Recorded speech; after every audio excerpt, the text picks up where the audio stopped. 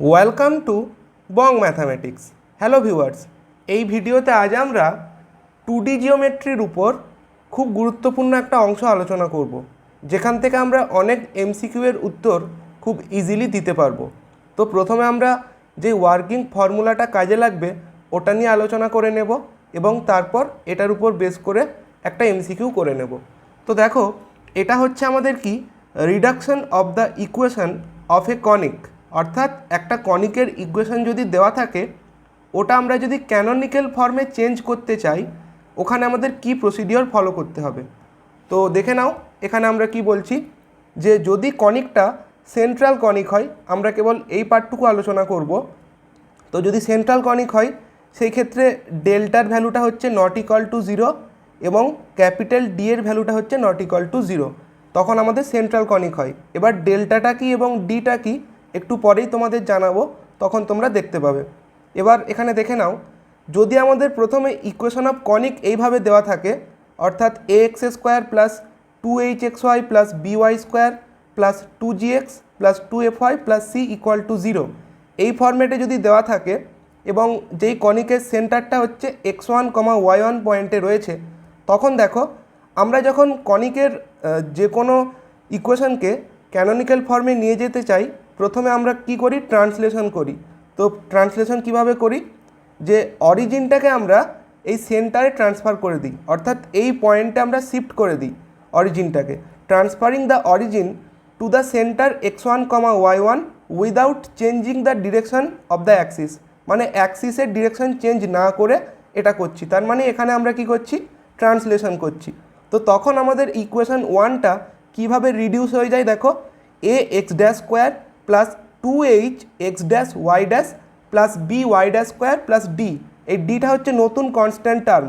বাকি সমস্ত পার্ট দেখো, এখানে যে কোয়াড্রেটিক পার্টটা ছিল বা সেকেন্ড ডিগ্রি পার্টটা ছিল ওটা কিন্তু একই থাকছে।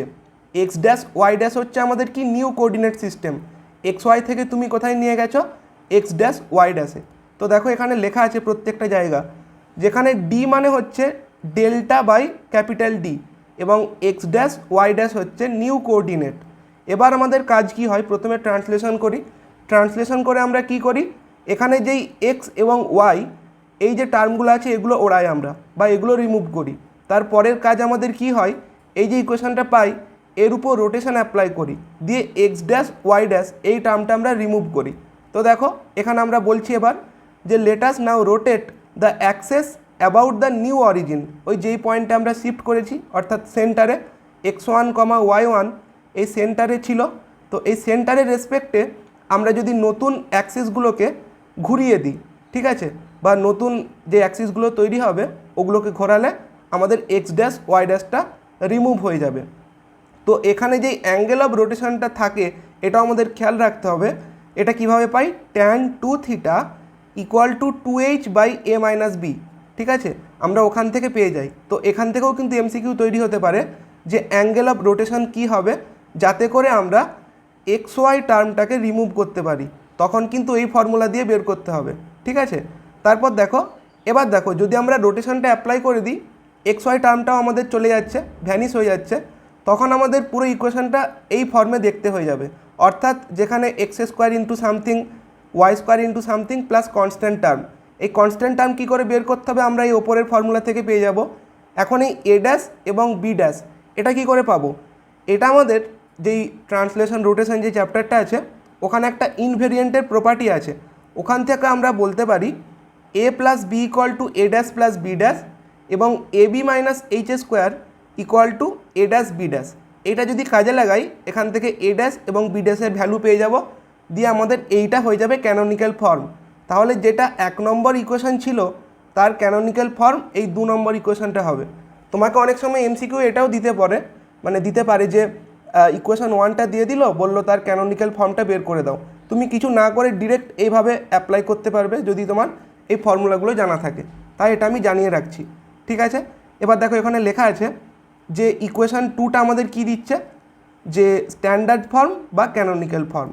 এবার আমরা এমসিকিউটা করে নিচ্ছি। দেখো এই যে কি বলছে, এই যে আমাদের কনিকটা আছে এর যখন ক্যানোনিক্যাল ফর্ম বের করব তখন যে কনস্ট্যান্ট টার্মটা পাবো তার ভ্যালু কত হবে। তো দেখে নাও চারটে অপশান আছে, অপশান সি টিক করা আছে।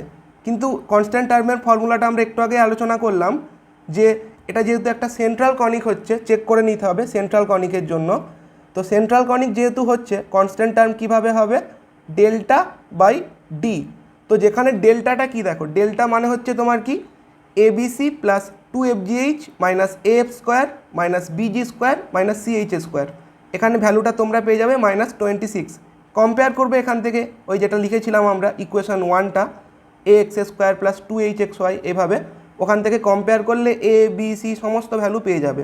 এবং ক্যাপিটাল ডি মানে আমরা জানি AB মাইনাস H স্কোয়ার। তো এটা যদি ক্যালকুলেট করো তাহলে 1 পাবে।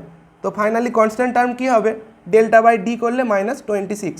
তো এই ছিল আজকের আলোচনার বিষয়বস্তু, যেটা তোমাদের SLST ম্যাথামেটিক্স এবং মাদ্রাসার জন্য হেল্পফুল হতে পারে বা হেল্পফুল হবে।